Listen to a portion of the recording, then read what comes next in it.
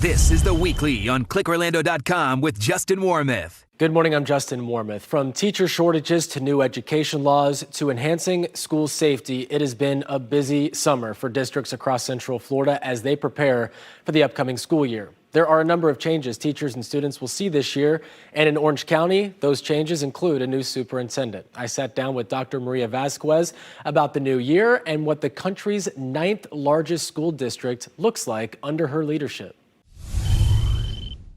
I hope to be able to continue the great work that our current superintendent, Barbara Jenkins, has led in the area of innovation. We are looking forward to seeing more pathways, more choices for our children to be able to look at their strengths and their talents and provide those opportunities for them. And so that will remain. I am very hopeful that we are going to find more opportunities to collaborate and listen to our employees as to how we may be able to better serve our students and our parents. So you have been an elementary school teacher, a vice principal, a principal, the chief academic officer, and deputy superintendent. So tell us how those different roles, those different positions that you've had in your career have set you up for this role right now. What will you take from those positions into this new role? I've been blessed to serve in those roles here in Orange County Public Schools.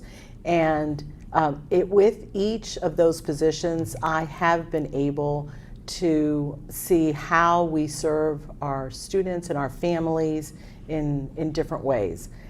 As a classroom teacher, that is the heart and soul of our work, and making sure that we are connecting with our students, that we are building those relationships, and that we are inviting our families in because we need to be true partners. Mm-hmm. As a principal supervisor and as a principal, I learned the value of building those strong relationships and listening to others who are in the field that are working to serve our students, but at the same time making sure that we're holding people accountable, that we are doing what we set out to do, and that's to ensure that every one of our children graduates, that they have choices, whether it's to go into college or university, or if they want to look at other pathways.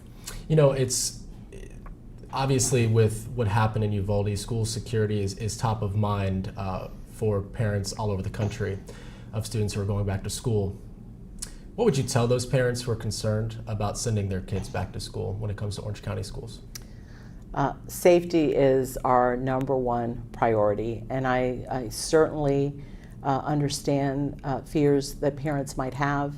Orange County has been working over the last several years on safety and security. We have an incredible partnership with the Sheriff's Office, OPD, and the other local agencies. We also have a multi-tiered approach to safety. We've hardened our schools. Parents will see us reinforcing the requirement of the ID when they are coming into the school, teachers making sure their classroom doors are locked at all times. We are also relaunching Alyssa Alert, which allows any individual to call for a lockdown if they believe that there is a possibility of any imminent danger. And what I would say to our parents, our students, and our community, that the ability to keep our schools and work environments safe is a collaborative effort. So if you see something, please say something. And we have the tools in place to keep our children safe. On a personal note, when you obviously, as a human, it just rips you to your core when something like that happens. But as an educator and as an incoming superintendent, what is the reaction and the emotion that you feel when you hear about what happened in Uvalde and you see the video of the school resource officers going in and not doing much when it comes to protecting the kids? Well, first, I have just the utmost empathy and sympathy for those families, for the teachers, for the entire community, because it's rocked them. But what I can tell you is that I know that our local law enforcement agencies have been trained. And they have been trained to, whether they have a group of individuals or whether they are by themselves, to take out the shooter, to take out the assailant. And so that gives me great confidence that something like that, where the police did not respond in a timely manner, will never happen here. You mentioned the software when it comes to reporting an incident on campus. Has that changed in over the summer when it comes to who can call for a lockdown? So we did a soft launch last year, and this year we are reinforcing that. It can be downloaded on any individual's phone. It is on every one of our, it's on Launchpad on every one of our devices. So a teacher, an employee has access to that, and once they click on that, it automatically sends alerts to the 911 center, it alerts the principal, it alerts our central office control, and they'll be able to act on that. So was it administrators, just administrators last year? Actually, last year everyone had access to it, and what I believe happened is, although we thought it was going to be a normal year, it wasn't. And so all of the interrupted learning, all of the issues that we're dealing with, the variant, it didn't get as much publicity as we are hoping it will get this year. Teachers have so much, and they've been through so much in the last 2.5 years when it comes to the pandemic, and trying to juggle that, and there's a shortage, and there has been a shortage across the nation, Florida. How does Orange County look? Is Orange County Public Schools prepared for this upcoming school year when it comes to having enough teachers? So we are not immune to the Great Resignation, and our principals, our human resource staff have been working diligently, even before the end of the school year, to recruit the best employees to Orange County. Our numbers as of yesterday were about 100 classroom teacher vacancies. What our principals have done in preparation for the start of the school year is that they have planned for any of their resource teachers or interventionists that are needed are going to be placed in one of those classrooms until we're able to hire a certified teacher. And for those 100 positions, we are in the process of assigning district personnel to be able to cover those classes. And it is a problem that we have been dealing with. The pandemic certainly has made it more difficult with all that they endured. And so we are hopeful that we are going to be able to start to bring back some of those teachers that may have left the profession. We were able to ratify a 6% salary increase for our teachers. We will continue to look at salaries for all of our employees for this upcoming year, and ways that we can find additional dollars, lobbying the state to continue to give us additional dollars, and then doing things that are not necessarily tied to dollars, but tied to making them feel like they are valued, that they have a seat at the table, that they are part of that decision-making process. Now, I asked Dr. Vazquez how many students are affected by the 100 teacher vacancies, but because class sizes vary, she couldn't give me an accurate number. Coming up, we'll discuss how Orange County is adjusting to the newly signed Parental Rights in Education law, also known as the Don't Say Gay law. Stay with us. This is The Weekly on ClickOrlando.com with Justin Warmoth. Welcome back. As most of Central Florida heads back to school this week, it is still unclear how individual districts will approach the state's newly signed Parental Rights in Education law, dubbed by critics as the Don't Say Gay law. Orange County's new superintendent, Dr. Vazquez, is back with us to explain how the lack of guidance from the state is creating challenges and causing confusion. at the present time, we have limited guidance from the state, which has added to some of the angst and some of the confusion regarding the newest legislation. And so our legal team has been working diligently to provide that guidance so that our administrators and our teachers have a better understanding of what the implications are for them in their particular role. One that really comes to mind, or that we hear a lot about, is CRT. They're teaching CRT. Mm-hmm. I can assure you that Orange County Public Schools teaches the standards. Mm-hmm. If parents want to know what's being taught, they can look at the standards and see this is what should be happening in their classrooms. And so part of what I need to ensure as the incoming superintendent is that communication is clear and transparent and easily available, so that anyone that may have a question or doesn't have a clear understanding is able to either access those tools or be able to access the individuals that can clarify, because that's where I think we're going to have the greatest angst. Mm-hmm. Individuals misinterpreting what the law is meant. Right, the vagueness of it. Correct. People interpret it differently. Mm-hmm. How do you interpret that piece of legislation? Well, I am interpreting it the way our legal department is interpreting the legislation. We've just put out guidance, and we'll put out additional guidance, I believe, this afternoon for our principals that allows them, for example, under the instructional materials. Our school board is currently working through revising our policy. So if there are any challenges that parents have about resources that are being used, we currently have a process in place, and that process will continue until our new policy is finalized.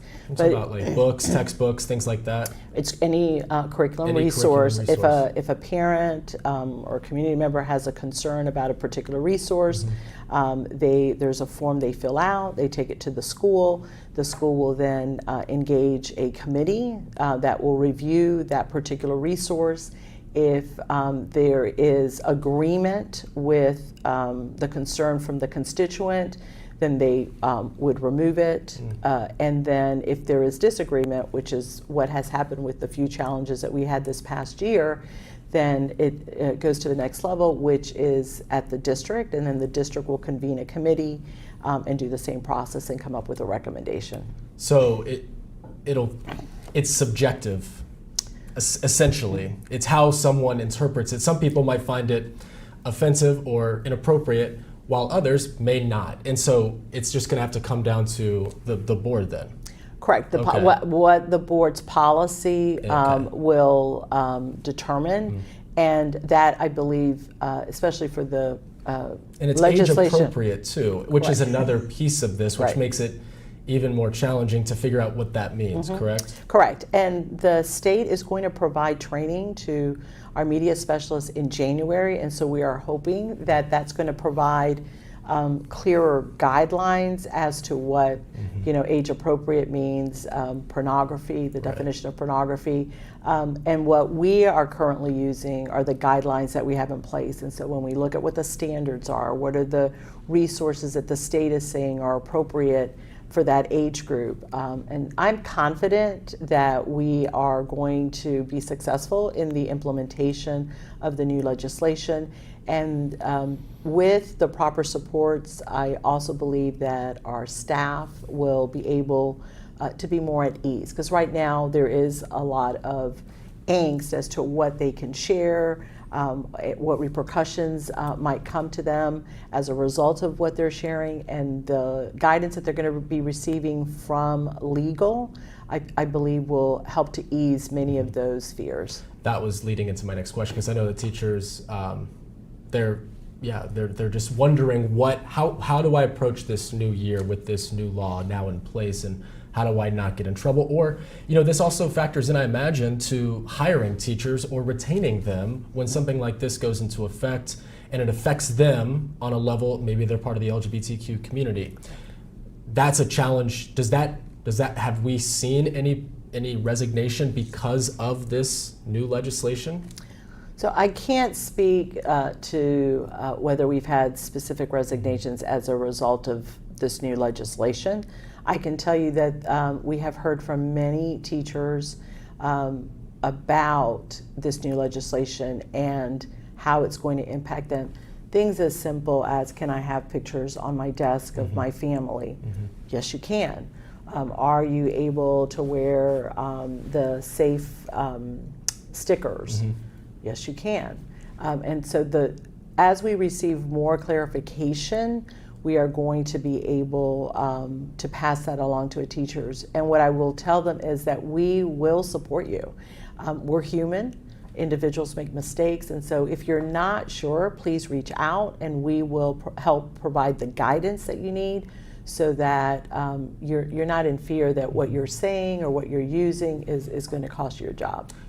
We've heard the governor accuse teachers in the state of Florida, some of them grooming kids and trying to indoctrinate, and it's his rhetoric is something that has ignited a debate on this, and so I'm curious if is that something that was such a huge issue in our schools that it needed to be passed with legislation signed into law?